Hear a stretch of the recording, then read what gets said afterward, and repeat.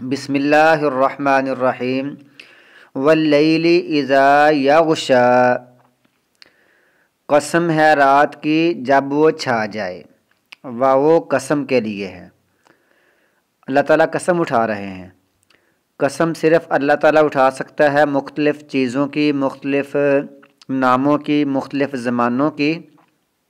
اللہ تعالیٰ کے علاوہ کوئی بندہ، کسی کے لیے یہ جائز نہیں کہ اللہ تعالیٰ کے نام کے علاوہ کوئی اور قسم اٹھائے۔ جیسے لوگ کہتے ہیں نا کہ مجھے میری ماں کی قسم، مجھے تیرے سر کی قسم، تو یہ سب چیزیں غلط ہیں، منع ہے ان چیزوں سے۔ من حلف، جو بندہ قسم اٹھائے تو وہ فلیحلف باللہ، اللہ کے نام کی قسم اٹھائے۔ قسم ہے رات کی جب وہ چھا جائے۔ والنہاری، قسم ہے دن کی، اذا تجلی، جب وہ روشن ہو۔ وما خلق الذکر والانثی، قسم ہے اس کی جس ذات نے پیدا کیا مذکر اور مؤنث، نر اور مادہ۔ ان سعیکم لشتی، بے شک تمہاری کوشش، لشتی، لام کا معنی البتہ، یقیناً، یہ بھی قسمیہ بھی ہوتا ہے، قسمیہ، یقیناً جدا ہے، جدا جدا ہے، تمہاری کوشش جدا جدا ہے۔ جس طرح دن رات مختلف ہیں، نر اور مادہ مختلف ہیں، اس طرح تمہارے اعمال بھی جدا جدا ہیں اور ان کا نتیجہ بھی جدا جدا ہوگا۔ تو یہ اعمال کی وضاحت ہے۔ فَأَمَّا مَنْ أَعْطَى، اما یہ حرف تفسیر ہے، اس کو دو چیزوں کو الگ الگ کرنے کے لیے۔ فَأَمَّا مَنْ، جس نے أَعْطَى دیا، دیا مطلب اللہ کی راہ میں، واتقى، اور متقی بنا، بچتا رہا گناہوں سے، نافرمانیوں سے، حرام کاموں سے، وصدق بالحسنى، اور تصدیق کی حسنى۔ حسنى سے کیا مراد ہے؟ اس سے مراد ہوتا ہے اچھی بات کو سچ مانا۔ تو اچھی بات سے مراد وہی بات جیسے اللہ تعالیٰ فرماتے ہیں وَمَنْ أَحْسَنُ قَوْلًا مِّمَّنْ دَعَا إِلَى اللَّهِ وَعَمِلَ صَالِحًا وَقَالَ إِنَّنِي مِنَ الْمُسْلِمِينَ، کہ اس سے اچھی بات کس کی ہو سکتی ہے؟ جو اللہ کی طرف بلاتا ہے اور وہ نیک عمل کرتا ہے، اچھے عمل کرتا ہے، اور وہ کہتا ہے میں مسلمانوں میں سے ہوں، تو یہ سب سے اچھی بات ہے، اس کو سچ مانا۔ فَسَنُيَسِّرُهُ لِلْيُسْرَىٰ، فا کا معنی پس، یا تو، سین کا معنی عن قریب، نون کا معنی ہم، پس عن قریب ہم، یسرہ، فَسَنُيَسِّرُهُ، پس عن قریب ہم اس کو سہولت دیں گے، لِلْيُسْرَىٰ، آسانی کے لیے، یعنی آسانی والے جو کام ہیں، اس سے مراد ہے جنت کی طرف اشارہ ہو سکتا ہے، تو ہم اس کو اس اچھے کاموں کی طرف سہولت دیں گے، یعنی نیکی کے کام کرنا اس کے لیے آسان ہو جائے گا اور گناہ کرنا مشکل ہوگا، ہم اس کو نیکی کے کاموں کی طرف سہولت دیں گے۔ وَأَمَّا مَنْ بَخِلَ، یہ دوسرا اما، جیسے یہ اما آیا تھا آگے، پھر اما من بخیلہ، جس نے کنجوسی کی، بخیلی کی، واستغنی، اور بے پرواہ رہا۔ وہ پچھلی والی آیت کے یہ الٹ آ رہا ہے، وہاں تھا دیا، بچتا رہا، سچ بات کو، اچھی بات کو سچ مانا، یہاں ہے کنجوسی کی، بے پرواہ رہا، بچتا نہ رہا بلکہ بے پرواہ، لاپرواہ ہو کر برائیوں میں پڑ رہا، وَكَذَّبَ، اور جھٹلا دیا، بالحسنى، اچھی بات کو،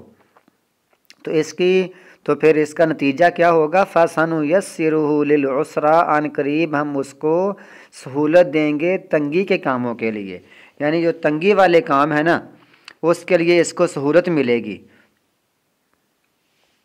تو تنگی والے راستے سے مراد گناہوں والا راستہ، تو اس کو ہم یہ راستہ آسان، اس کو یہ نظر آئے گا، اللہ فرماتا ہے ہم اس کے لیے یہ راستہ آسان کر دیں گے، ہم اس کو ڈیل دیں گے یا اس کی لگام کھلی چھوڑ دیں گے۔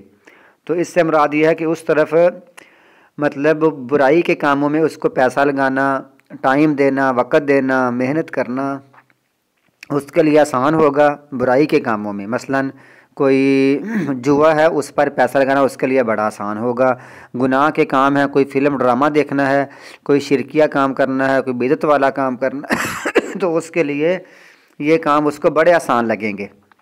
لیکن جب وہی پیسہ اللہ کی راہ میں دینا، صدقہ خیرات کرنا، فی سبیل اللہ دینا، تو اس کو وہ پیسہ بڑا مشکل لگے گا کہ اتنا پیسہ میں نے پچھلے مہینے 500 روپیہ، 1000 روپیہ، 2000 روپیہ دیا تھا، اللہ کی راہ میں دیا تھا، غریب کو دیا تھا، مسجد مدارس کو دیا تھا، یتیم بچوں کو، بیوہ کو دیا تھا۔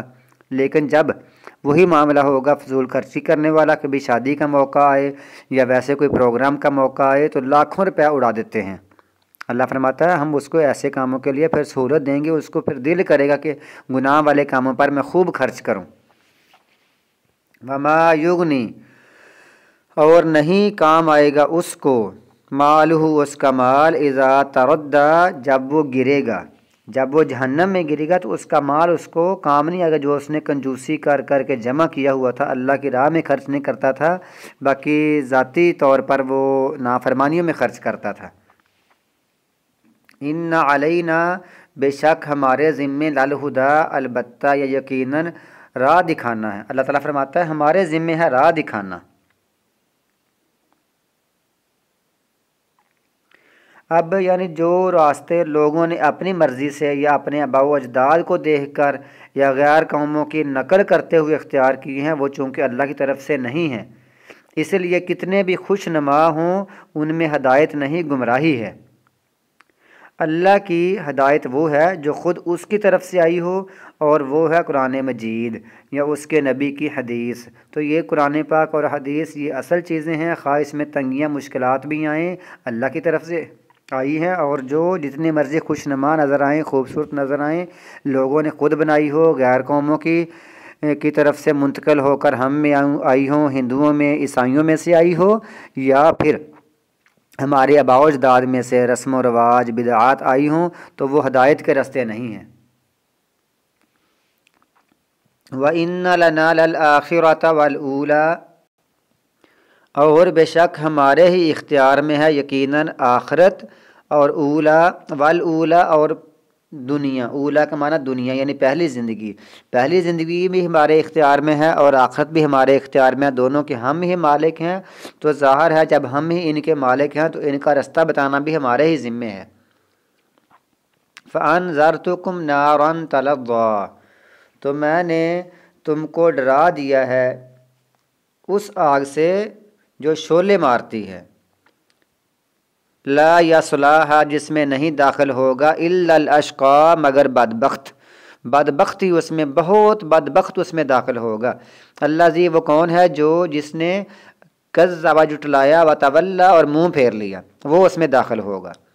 وسیجنبھا الاتقیٰ، اور عن قریب بچا لیا جائے گا اس سے، الاتقیٰ، زیادہ متقی بندہ، بہت پرہیزگار بندہ اس سے بچا لیا جائے گا۔ وہ بندہ کون ہے؟ الذی یؤتی، جو دیتا ہے یا مالہ، اپنا مال، یا تزکیٰ، کہ وہ پاک صاف ہو جائے، اس کا مال پاک صاف ہو جائے یا وہ خود پاک صاف ہو جائے، تو وہ اس لیے اپنا مال اللہ کی راہ میں خرچ کرتا ہے۔